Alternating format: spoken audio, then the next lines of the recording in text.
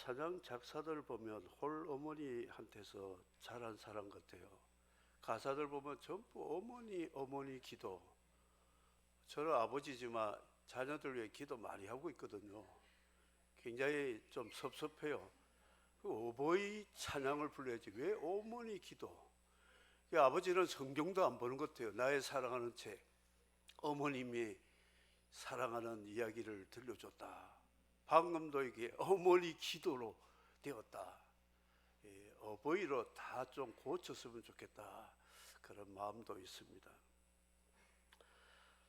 성경의 효자, 효부상 받을 만한 사람들은 몇 사람이 있습니다. 구약의 아브라함의 독자 이삭이었어요.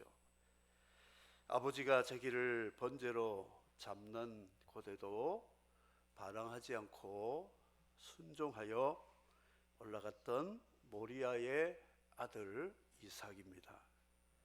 야곱의 11째 아들 아브라함의 손자 이 요셉, 형들이 팔아먹고 배신을 했지만 그가 하나님의 은혜로 총리가 되어 부모 형제 70명을 애굽으로 다 초대해가지고 땅과 기업을 주고 먹여 살린 요셉.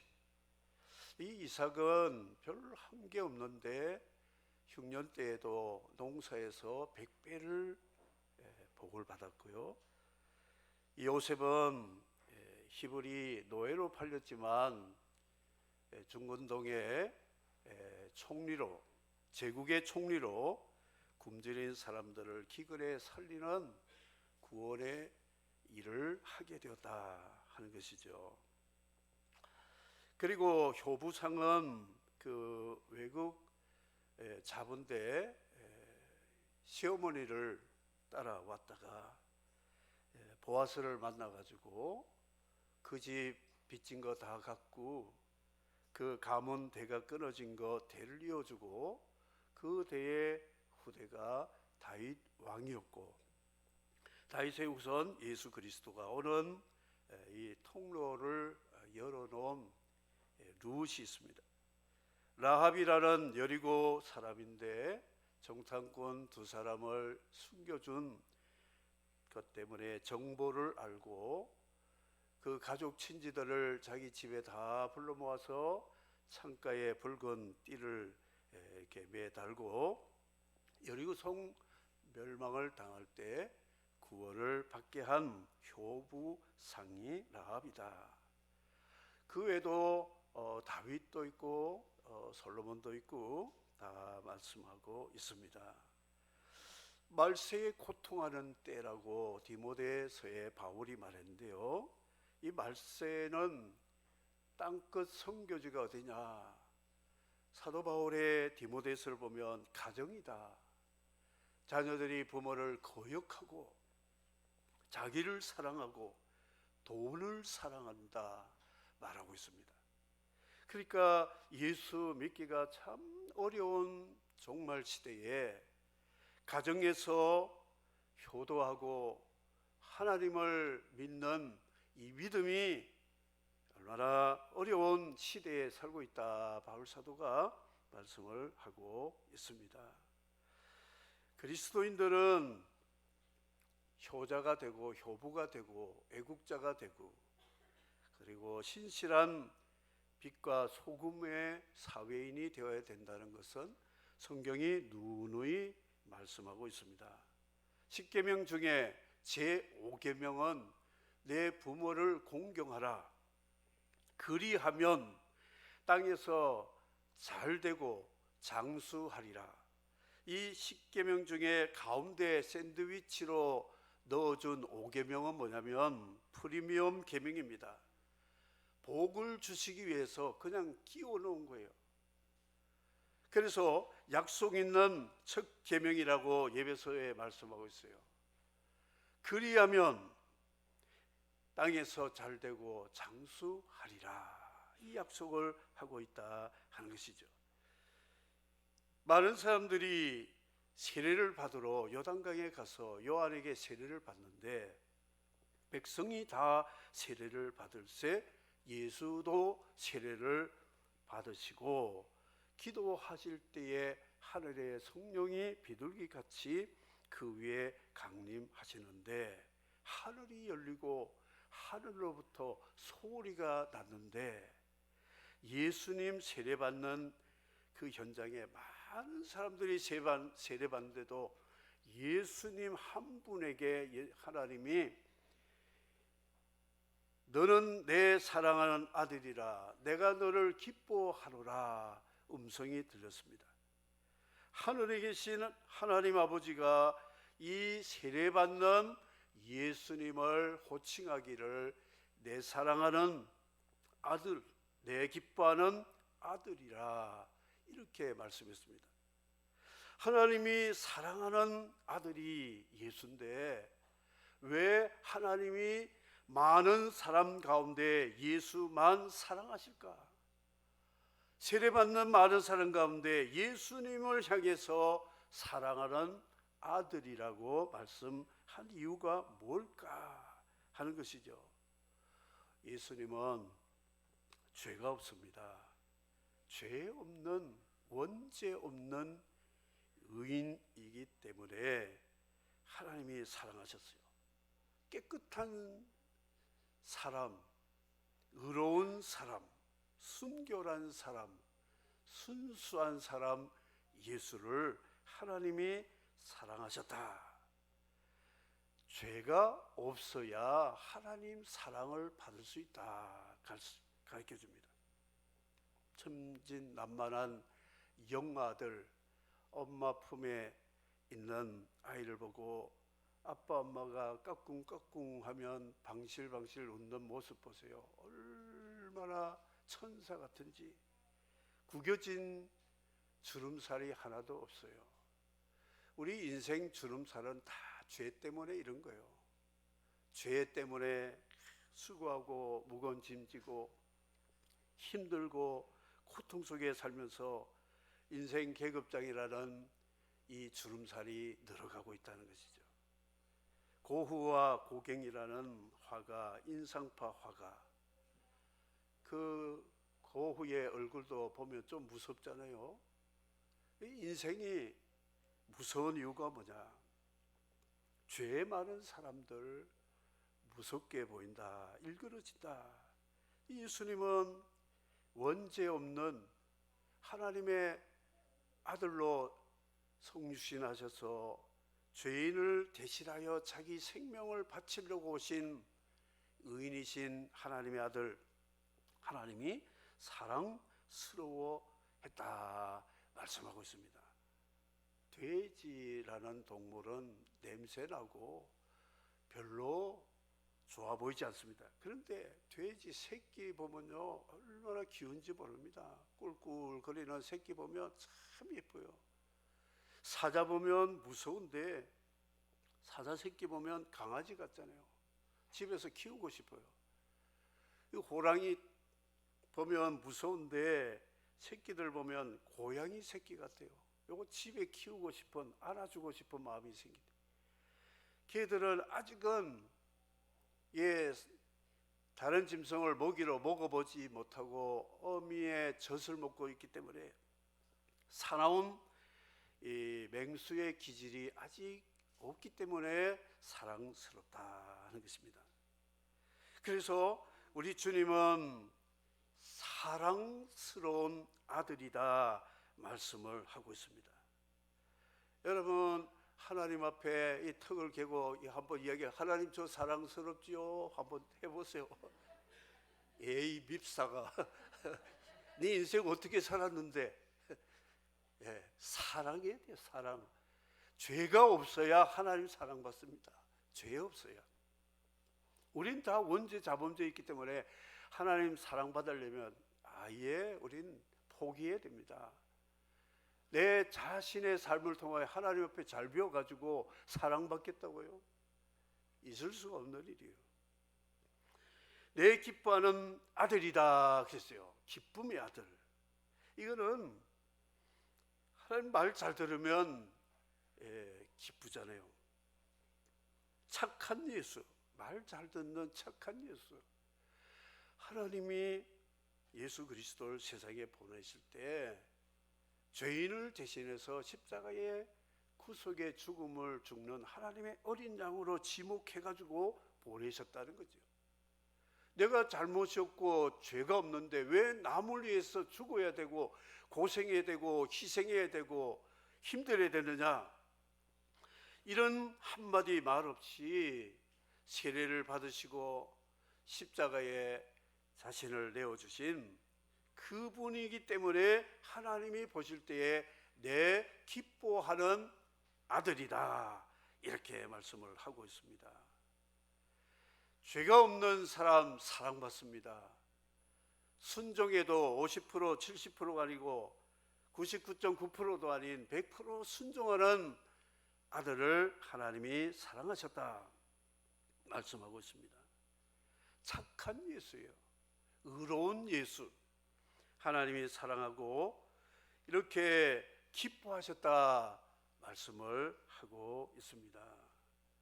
그렇다면 왜 이 말씀이 기록이 되었을까? 와, 예수님만 사랑하고 기뻐하실까?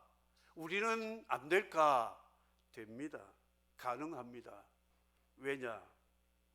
예수 그리스도가 우리의 하나님 보시기에 더럽고 추하고 불순종하던 밉상, 우리 추한 죄인을 위해서 우리 원죄 자범죄를 대속해 주셨거든요.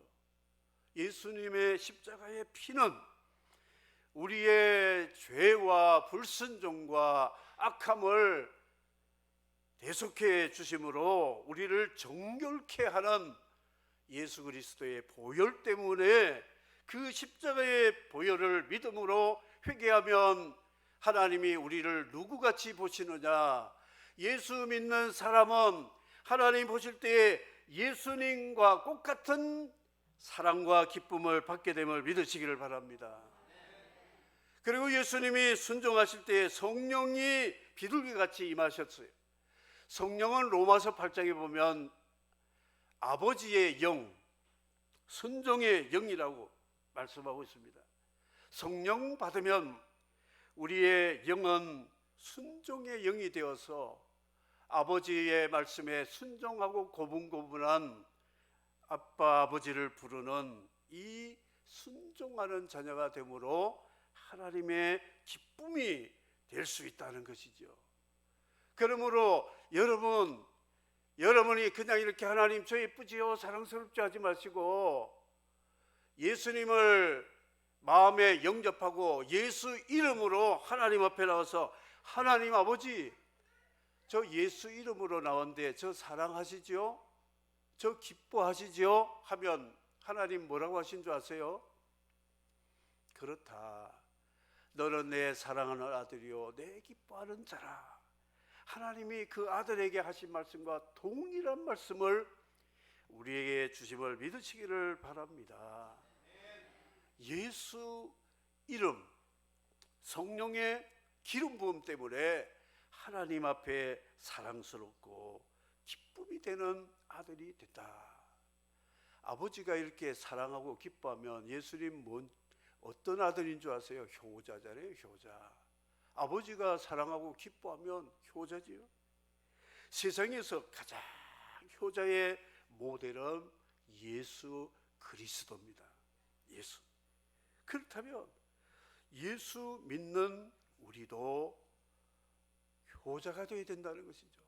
하나님 아버지께 효자가 되어야 되고 부모에게 효자 되어서 효부 되어서 땅에서 잘되고 장수하는 복을 다 받도록 계명을 주셨고, 주님이 우리를 구속해 주셨고, 성령이 우리 안에 계셔서 하나님 아버지의 기쁨이 되도록 순종의 영을 부어주셨다는 것을 믿고 믿음으로 살아야 된다. 라벨 효과 아시죠? 상품에 라벨을 붙이면 가격표가 됩니다. 그래서 그 상품은 그 라벨 때문에 명품이 되기도 하고 짝퉁이 되기도 하고 그렇습니다.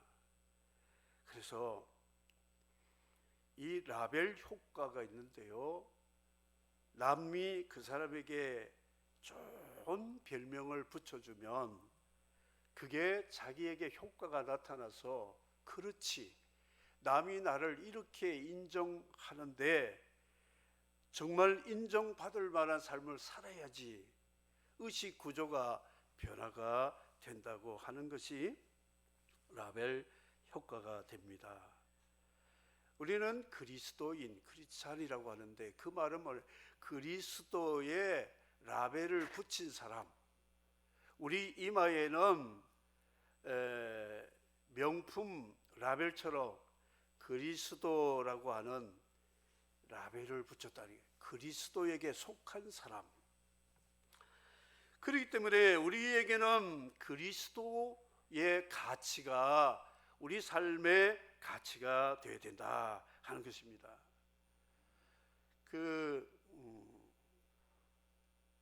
어려움을 당한 IMF 때 노숙자가 있었어요.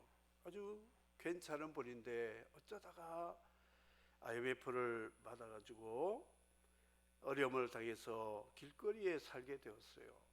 근데 자기들을 바라보는 눈빛과 지나가는 사람들이 한마디씩 쭉쭉 던지는 말 보면 저 노숙자가 나는 이름이 숙자고 성이 노시도 아닌데, 그리고 나는 여자도 아니고 남자인데 왜 나한테 노숙자 하느냐. 그래서 생각을 바꿔 먹었어요. 나는 노신사다, 노신사. 내가 옛날에 잘 나갈 때 너희들 같은 사람 쳐다도 안 봤어. 두고 봐, 내가 노신자 될 거야. 그런 마음을 다 먹고 있는데 그 어머니 기도, 아까 불렀죠. 어머니 기도도 있고 아내의 기도도 있고 친인척 형제들이 그를 위해 기도한 효과가 나타나서 주일날 아내가 교회 가니까 여보, 나 오늘 교회 좀 가면 안 돼? 이런 말이 나왔다는 거예요. 그래서 아내가 농담하는 줄 알고, 얘 당신 집이나 봐. 나 교회 가서 예배 보고 올게, 드리고 올게 하니까, 아니야 진짜야, 가고 싶어. 따라갔어요. 아내 옆에 앉아서 예배를 생전 처음 드리는데, 옛날 어릴 때 주일학교 때 나의 사랑하는 제 어머님의 무릎 위에 앉아서 재미있게 듣던 말, 그게 생각나면서 주님을 따랐던 탕자의 마음이 생기면서 막 눈물 콧물. 남자가 울어서 안 되는데 그냥 아내가 있어도 흐느끼면서 울다가 다시 돌아오게 되었어요. 이분이 안 나가던 새벽기도 나오고 철야기도도 가고 구역 모임에도 가고 예배란 예배는 빠지지 않고, 남는 게 시간인데 노숙자는 아니지만 이제 노신사가 남는 게 시간인데 예배밖에 드릴 게 뭐냐. 예배 드리니 이게 너무 좋다고 은혜를 받기 시작해서 하나님이 그를 회복해 주셔서 다시 일어나게 해가지고 이분이 교회 집사가 되고, IMF 때 노집사, 노장로 많이 나온 거 아시지요? 전부 노숙자에서부터 시작이 되어가지고 하나님의 귀한 일꾼된 간증들이 참으로 많습니다. 이게 뭐냐? 바로 이렇게 그리스도인이라는 이 라벨 효과. 그러니까 노숙자 라벨 붙이면 노숙자가 되는 거예요. 아무데나 눕고 먹고 그냥 이렇게 하는데, 내 라벨은 노신사라고 하니까 생각이 달라지죠. 사랑하는 성도 여러분, 여러분의 라벨은 그리스도, 예수 그리스도, 크리스찬이라는 라벨을 붙이고 살아가시기를 주의 이름으로 축복합니다. 우린 크리스찬들이요, 하나님의 자녀, 하나님 나라의 왕같은 제사장이라는 라벨링이 우리에게 있다, 이거를 생각하고 살아가야 된다는 것이죠. 뇌과학자가 하루에 생각을 5만 번 한다고 합니다. 생각을. 그런데 80% 이상이 어제부터 지난날 생각만 계속 한다고 해요. 그런데 창조적인 생각하는 사람은 이 과거 생각을 미래로 바꾸어 가지고 70%, 60%, 50% 자꾸 바꾸어 가지고 과거보다 미래 생각이 이제 추월하게 되면 그때부터 생산적인 삶을 산다고 합니다. 오늘 이 어버이 주일에 저와 여러분 크리스찬이라고 하는 라벨을 생각하면서 살아가면 저와 여러분의 삶 속에 로고 테라피, 말씀이 치료해 주시는 그런 역사가 일어나게 될 줄을 믿으시기를 바랍니다. 로고 테라피, 예수님 생각 세 가지입니다. 성육신, 하늘 영광 버리고 이 땅에 사람이 되어 오신 인카네이션이라는 성육신 하신, 베들레헴 구유에 오신 성육신 생각을 해보시라고요.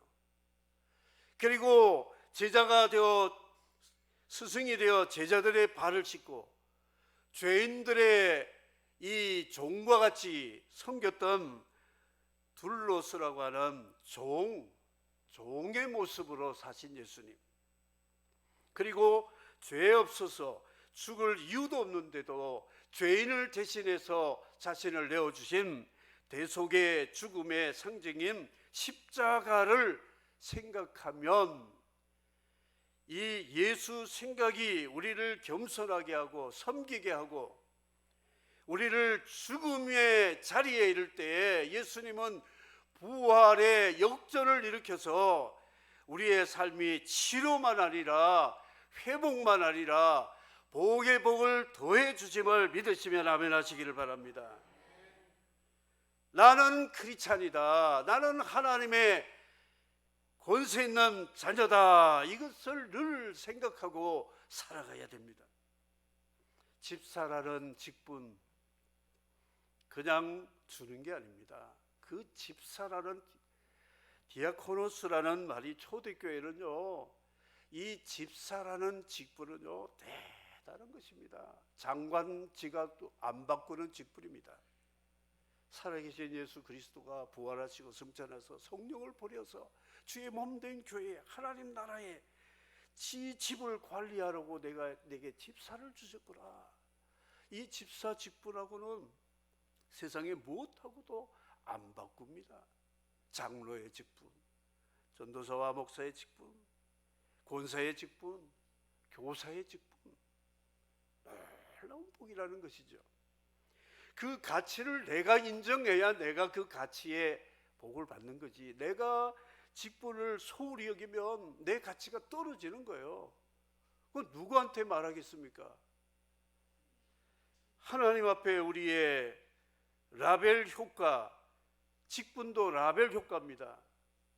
평신도로 있다가 집사 세례받고 집사가 되어보세요. 자기 의식이 좀 바뀌어집니다. 그리고 기도하면요 성령이 도와주세요. 그래서 그야말로 하나님 나라의 청지기가 되도록 하나님이 역사해 주신다 그러겠습니다. 말씀을 맺도록 하겠습니다. 이 효도를 위해서 성경이 세 가지를 명령하고 있어요.